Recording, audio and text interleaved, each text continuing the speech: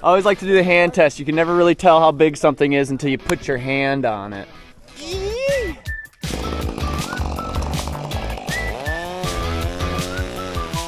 Yeah, there it is.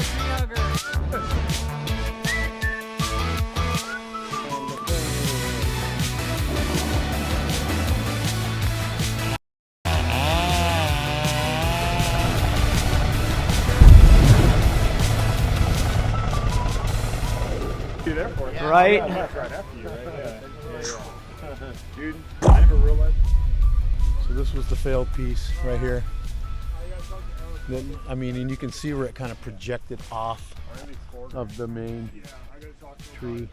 So I have a chainsaw drill attachment that we can get the gear up and down quick. Right now we have 2 lines set. We'll have 3 set today, and 2 work lines. So 3 climb lines and then 2 rigging lines, but you call them work lines, but they're just for equipment. Just for equipment, yeah.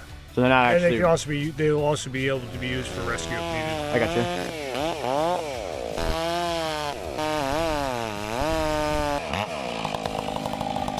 All right, guys. How many tree savages does it take to install a GRCS? In this situation, it's 5. 35-foot strap. All right, so you've got a come along set up. Yeah, so we have the Mazda set up back in the woods on a couple of straps, just to keep this thing from rolling on that one little tree. That little magnolia, that's precious gold right there. All right, hey, so I'm Anthony Garza, Supervisor of Horticulture and Grounds here at the University of California Botanical Garden. We're doing a little site visit, pre-tree drop, pre-helicopter work, just to make sure that we can provide the space. Looks good. We're closed that day, but we've got a lot of people who want to come and just watch the helicopter ops. So we're thinking about charging for that. We'll set up a grandstands over there somewhere. We do have a viewing spot. I heard the news was going to be here. Oh yeah, I think Channel 7 News is going to come check this out. So it's, for the campus, for UC, it's relatively big news. And I think part of the positivity of this story is that, you know, we're going to salvage a bunch of the wood and mill it to build something. So it's not a total loss of the tree, right? It's sad, but the tree will live on in other ways in the garden. Yeah. Yeah. And I've personally been up in the tree. It's definitely a hazard, so I can confirm that. Do we expect to find anyone chained to the tree on Monday morning? Well, let's hope not. Okay. But it could happen, you know. It has happened in Berkeley before.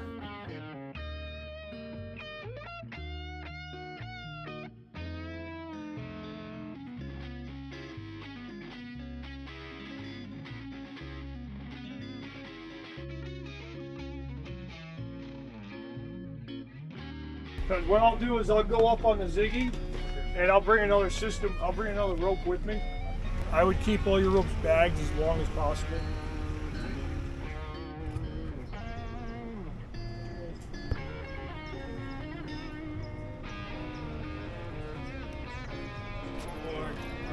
Good morning, gentlemen. It's the big day. Yes, It is. How are we feeling? All right, not bad. Good. Yeah. He's dressed for the press. Good. It's a beautiful morning, huh? Yeah, it's amazing. I'm gonna go put a little more water down for the chopper. 8:15. Yeah. I think the helicopter's coming.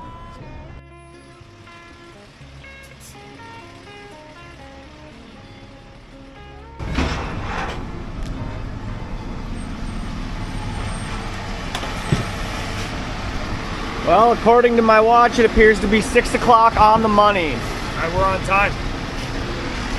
That's how we like it. Feeling great. It's just another day at the office. No big deal. No big deal. Fist bump for the tree savages. Sweet. Time the smaller packages when we try to send your guys' way so you get your stuff by hand. This is the best spot for it. And where do you want to stage? The skiddy can bring it right down this path. You You'd can have to bring it go all the way down down to the fields and just stack it on this roof. No, so the helicopter's on button. You don't have to worry. You can get out. You'll have time to get out and get the strap off. And if you don't, I just don't want the strap to be dragging and get underneath the wheels. Yeah. Straps are 20, 30, and 40 feet long. Can you have your helicopter guy like fold it over back and forth before He the next could, it? actually. You tell him, he will. I'm sure he will. So Might he'll give us come some in, more he'll time on button the it, chipping, it'll too. be on the ground Yeah. for you. You just get out, take the strap off the best you can. All right. If you have to cut it, I don't because got you nothing can't to get it cut off, with. That's right. we have a chopper for We'll you. get you set up. We have a nice chopper for We'll you. get you set up. So right now, drivers, you're coming down this road with the RUs. Be very careful right here. You go in here, and then lose the tire and the rim. Yeah. So edge to the right. So the LZ1, we're gonna have two packages staged here. So X, I want the chipper. End of the chipper about right here. That way I have room to work the side with the skid. Looking good. Just get in there. And the 10-footer, the 15-footer, the base is only 24. Oh, okay. So it goes from 18 to 24. So super light. We're not taking the main part of the base out, or? Oh yeah, We're leaving it up there. but they're chunks. They're chunks. Well, the base we're dropping tomorrow. Oh, okay. Hey Chad, Yes. how do you guys offer your customers the most value? You don't have the strap. Specialize in ridiculous. Like that, Yep. Making that disappear without touching anything else. and make friends with that guy. Yep. Bean chilling. Bean chilling. Diva climbers. Hey. Yo. We never did none of that shit back in the day. We never... Chad, safety. But Chad says goes. Chad says don't do it, don't do it. Rob, raise your hand. Rob Paul, ground ops team lead, he'll be in charge of the ship area.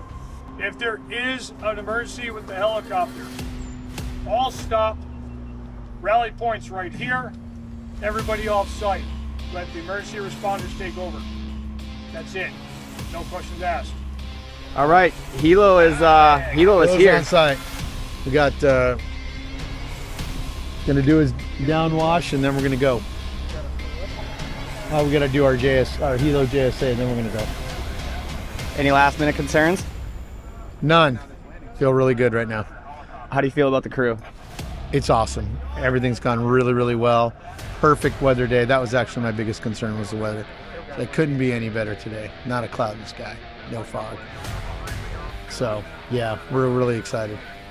We got pros out here, really do. And this is going to be an experience for sure. Hey, Chris. Right? I agree. I agree. I can't wait. They're walkie-talkie. Any last minute thoughts? Do as planned and plan as do. Make it easy, have fun, take one piece at a time, make the magic happen. Going to change our industry and how we perform these kinds of operations. Yeah, it's one of a kind. There's nothing out there like this. There's things that are trying to be, but haven't accomplished it at this level yet. And so that's what we're here. We want to be on the most efficient, highest level when we're operating on these kinds of jobs, so we can do the ones that no one can with no issues and have no doubt, except for a few things. There are variables, trees condition, wind, weather, these aren't conditions we can control, but everything else that we can control is our whole goal. This will become easy work once we figure out a real system to complete it, and that's what this is about. So, safe operating weight would be about half of that. Because of that marginal error that can happen when anything So we want a big gap. We don't want to be like, oh no, and then our buffer zone's too small. And then this will allow us to adjust. So say we're wrong in anything in our pre-calculated measurements, by getting live feedback from the helicopter, we're able to adjust on the fly. Bill, hey, we're off. We need to go this much. And he knows, and we worked out this way where, hey, I need to do this because we got to compensate for the next one and the next one. So if you're wrong on one, it doubles the next one.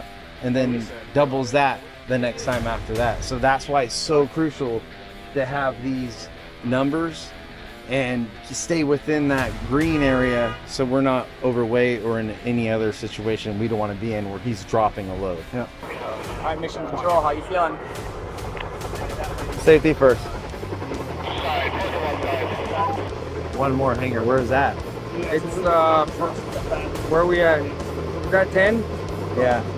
One more?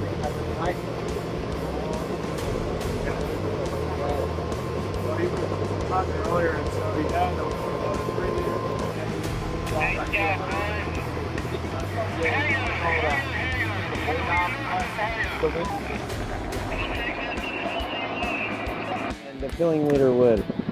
So we're at 54 inch. So technically this one should be 11 because it jumps to 11. So maybe it was that one, but it says large wood. Branches.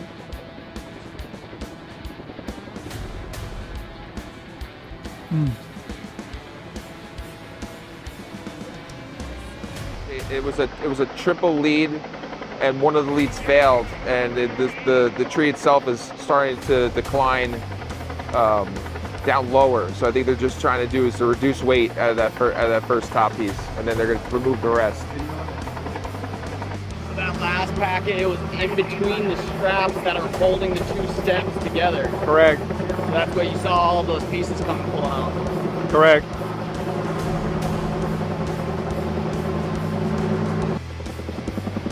Alright, so how's the package size for the Hilo compared to the average package size of the crane? I guess it depends on the helicopter, but this was What was the pretty weight good. on that? You're in your standard, between 2,000 and 3,000 pound capacity. Controlled? So I mean, there's helicopters that can go bigger. They lift tanks. So We're still under, bigger yeah. ones out there for this project. This is a perfect one. Was this one? This was all 400 pounds? Yeah. Yeah, and you also have to remember that they have they're restricted in their landing zone, so they wouldn't be able to pick anything much bigger or longer anyway. So they have to be able to process that. So they really made sure that everything matched up to what they needed.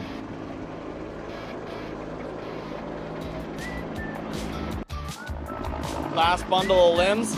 It looks like the last bundle, yes. Breathe a sigh of relief. I don't like the way they kind of pull up the trunk and then lift off, Makes me worried for the guys, but it's going really well right now. Sounded like on that last pick something came dislodged and they were very vocal about what was going on. Everybody was communicating. Yes, exactly. So, even the smallest piece of debris at that height is, obviously dangerous. There's no one in the drop zone, but, you want to try to keep it clean. All right, guys, are we ready? Oh, I believe so. Yes, so. We made a good plan. We followed the plan. There was no hiccups. If anything, it went even above expectations. So I think we're sitting awesome for right now and just ready to rock and roll.